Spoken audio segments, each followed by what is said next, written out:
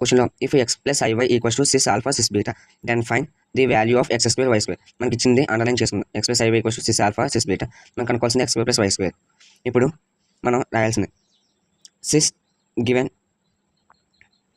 X plus i y equals to cis alpha into cis beta. Cis alpha అంటే cos alpha plus i sine alpha.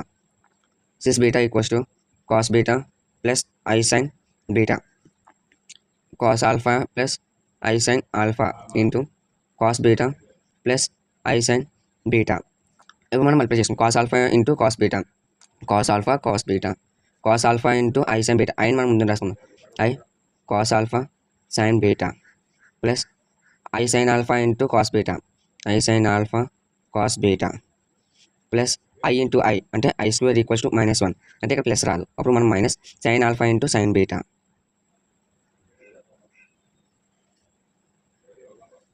ఇప్పుడు చూడండి, మనం i లేనివన్నీ ఒక దగ్గర రాసుకుందాం. అంటే cos alpha cos beta minus sine alpha sine beta. ఇప్పుడు ఐని కామన్ తీసుకొని sine alpha cos beta plus cos alpha sine beta. ఇప్పుడు చూడండి, cos A plus B equals to cos A cos B minus sine A sine B. Sine A plus B equals to sine A cos B plus cos a sine b. ఈ రెండు formulas